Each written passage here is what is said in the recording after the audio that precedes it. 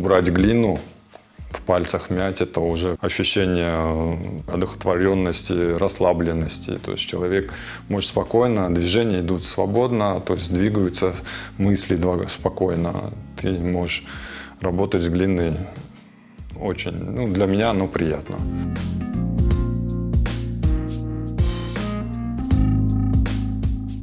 Я смешиваю глины, то есть беру с 3 карьеров.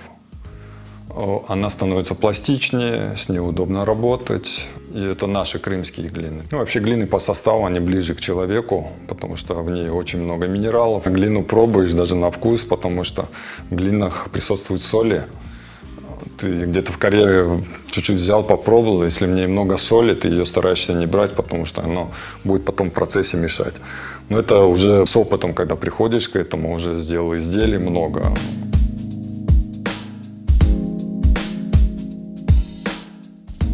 Первый раз вообще попробовал у брата Рустема Скибина, знаменитый керамист, гончар. И оно просто так меня завлекло, что я остался у него в мастерской, пару лет проработал, попробовал и понял, что это мое.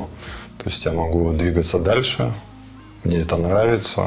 Самый лучший учитель – это глина, круг и печка. Каждый художник, он если на чем-то останавливается, он или уходит, то есть нет больше творчества, или начинает искать что-то новое. Я сейчас в поиске нового.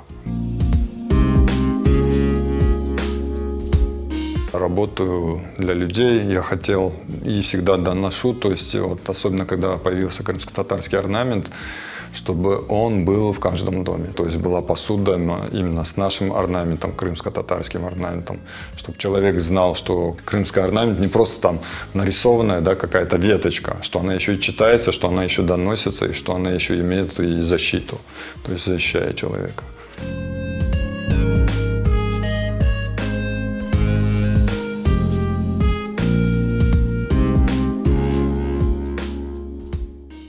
После того, как оно высохло на круге, чуть-чуть подсохло, я его снимаю, убираю досушиваться. Изделие должно быть очень сухим, оно натирается влажной губкой до состояния блеска. Это называется лощение. Это самый, наверное, старый и древний способ забить именно поры керамики. Оно такое все лощеное, блестящее, и начинаю рисовать. Рисунок беру с головы, то есть то, что накопилось со временем, с опытом.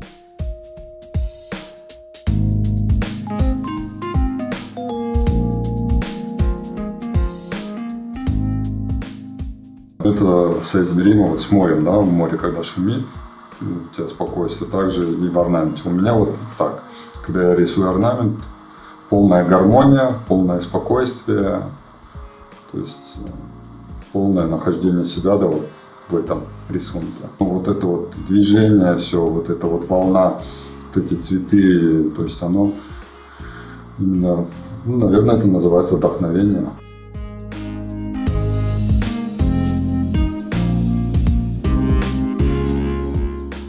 После нанесения орнамента я делаю первый обжиг, то есть ставлю изделие в первый обжиг. Первый обжиг – это просто обжиг, чтобы она стала керамика, в керамику перешла. И из глины, из состояния керамики. После первого обжига изделие, оно становится такого красного цвета. Красно-жгучаяся глина, она в принципе такой цвет и дает. Этот цвет, он не будет выявлять ни рисунка, то есть на изделии ничего. Поэтому я добился того, чтобы по старинной технологии оно получилось выделять цвет и давать цвет изделию. Это очень старинный способ. Это сначала делали молоком, потом попробовали с маслом. Масло, оно более дает ровный цвет.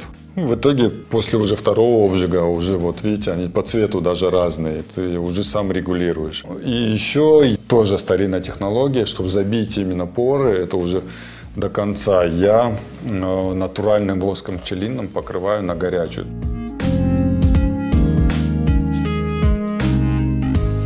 Дети, семья – это для меня все. То есть я и душа, и жизнь – это дети мои. Дети постоянно в мастерской бывают, то есть они заходят, даже ломают изделия, но я никогда не обижаюсь, то есть, что они ломают изделия, потому что я говорю, ты вырастешь, можешь сделать в будущем. Они еще маленькие, то есть сыну 8, дочке 5, как бы еще такой возраст небольшой, но любой ребенок его притягивает. Дочка, например, она может у меня кусок глины взять, сесть за стол и сидеть там до вечера почти лепить. Сын, он за кругом любит работать, то есть посидеть со мной, полепить, покрутить. Жена рисовала, то есть какие-то орнаменты постоянно.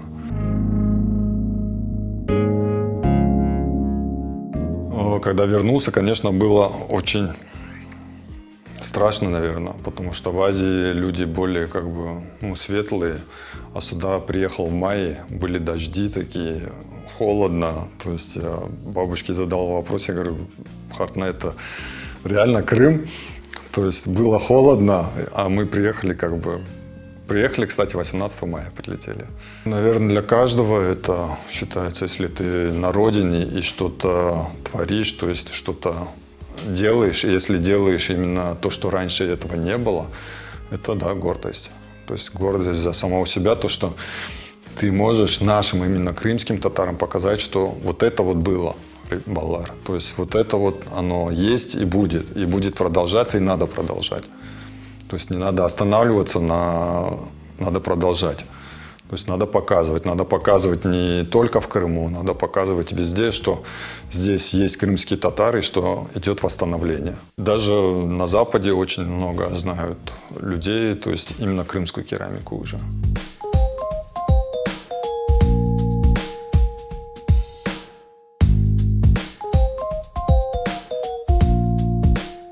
Прикосновение к старому. И когда ты вот это вот старое восстанавливаешь новым, это, конечно, для себя результат очень высокий. Когда ты именно можешь повторить эти формы. Ответственность, она есть всегда. И стараюсь в музеях постоянно бывать, изучать. Скорее всего, мы звено, которое вот соединилось, которое должно двигаться дальше и показывать, что да, мы есть и мы будем.